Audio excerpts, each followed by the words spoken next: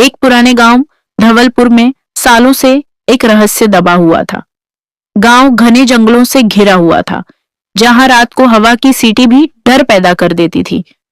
लोग कहते थे कि इस जंगल के बीचों बीच एक प्राचीन मंदिर है, संतोषी माता का मंदिर, जिसके ऊपर किसी समय भयंकर श्राप लगा था। कोई उस मंदिर के पास जाता नहीं था, क्योंकि वहां घंटियों की आवाज बिना हाथ लगाए अपने आप बजती थी और कभी कभी धुएं जैसा सफेद प्रकाश दिखाई देता था।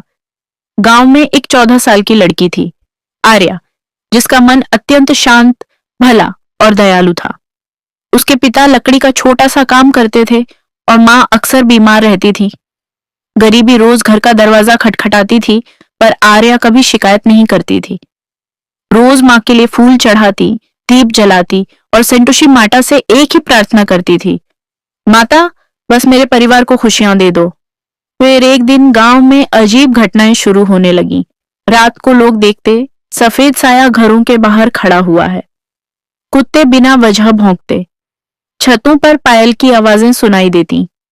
बुजुर्गों ने कहा, ये वही समय है जब संतोषी माता का श्राप जागता है।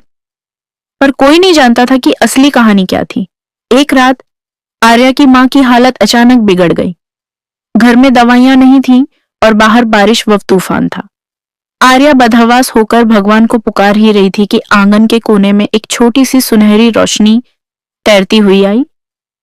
वह रोशनी किसी जुगनू जैसी थी, पर उससे फूलों की महक आती थी।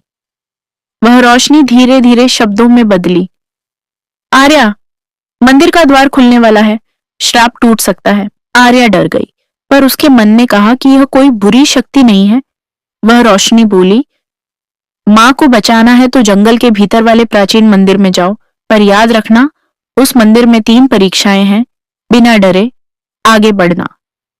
आर्या ने हिम्मत जुटाई और अकेली अंधेरे जंगल में निकल पड़ी। पेड़ों की शाखाएं हवा में ऐसे कांप रही थीं जैसे वे चेतावनी दे रही हों। बारिश रुकी नहीं थी, पर अचानक जंगल में सीटी जैसी घंटियों की आवाज गूंजने लगी। फिर उसे मंदिर दिखा, टूटा फूटा, पर उसके ऊपर एक हल्की सुनहरी चमक थी, जैसे कोई अदृश्य शक्ति उसकी रक्षा कर रही हो।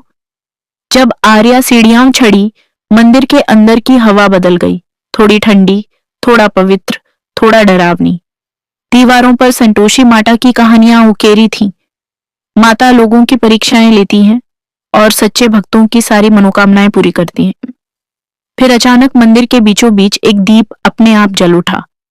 एक आवाज गूंजी, आर्या, पहली परीक्षा शुरू होती है। पहली परीक्षा, भय की परीक्षा। मंदिर की दीवारें अचानक काली धुंध में बदल गईं। उसके सामने उसकी मां की चीखें गूंजने लगीं, आर्या, बचाओ। पर वह सब भ्रम था। आर्या ने आंसू रोकते हुए कहा, माता, मैं आपके सिवा किसी चीज से नहीं डरती। धूप तुरंत गायब हो गई और दीपक तेज चमकने लगा। दूसरी परीक्षा, त्याग की परीक्षा। एक पत्थर की मूर्ति बनी जिसमें 2 रास्ते दिख रहे थे। एक रास्ता चमक रहा था, वह मां के पास वापस जाता था। दूसरा अंधेरे में डूबा हुआ था, जिस पर लिखा था, सेवा का मार्ग कठिन होता है। आर्या ने बिना सोचे सेवा वाला रास्ता चुना। मंदिर में घंटियां बज उठी। तीसरी परीक्षा, विश्वास की परीक्षा। उसके सामने एक बंद दीपक रखा था। आवाज आई, इसे बिना आग के जलाओ, अगर विश्वास है तो यह स्वयं प्रकट होगा। आर्या ने दोनों हाथ जोड़े, आंखें बंद की और धीमे स्वर में बोली, माता, मैं आपको महसूस करती हूं, आप मेरे साथ हैं। दीपक अपने आप जल उठा। सारा मंदिर रोशनी से भर गया। दीवारें, मूर्तियां, यहां तक कि हवा भी चमक उठी। फिर सामने एक दिव्य प्रकाश प्रकट हुआ। धीरे धीरे वह प्रकाश संतोषी माता के रूप में बदल गया। शांत, सौम्य, तेजोमय, इतनी प्यारी कि आर्या की आंखों से आंसू बह निकले। माता मुस्कुराई, आर्या, सदियों पहले इस गांव ने मुझे भुला दिया था, पूजा बंद कर दी, जिससे इस मंदिर पर श्राप लग गया, लेकिन तुम्हारी सच्ची भक्ति ने इसे तोड़ दिया। माता ने उसके सिर पर हाथ रखा। अब तुम्हारी मां स्वस्थ होगी, गांव में खुशियां लौटेंगी और तुम, आर्या, तुम इस गांव की रोशनी बनोगी।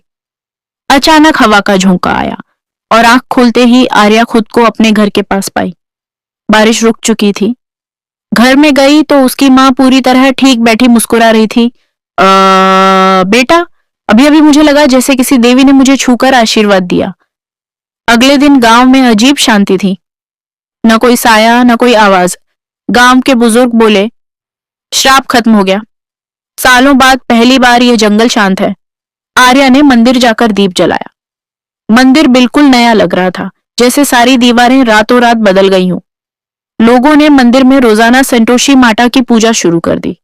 फूल, प्रसाद, गीत, सबसे पूरा गांव महक उठा। धीरे धीरे धवलपुर में खुशहाली लौट आई। फसलें उगने लगीं, लोग स्वस्थ होने लगे और हर शाम मंदिर से गूंजती आवाज आती, संतोष से जीते रहो, संतोष से बढ़ते रहो। लेकिन आर्या ही जानती थी कि उस रात माता ने खुद आकर श्राप तोड़ा था और जब भी वह मंदिर में दीप जलाती, उसे वही सुनहरी रोशनी दिख जाती, जैसे माता उसे याद दिला रही हो कि भक्ति कभी व्यर्थ नहीं जाती,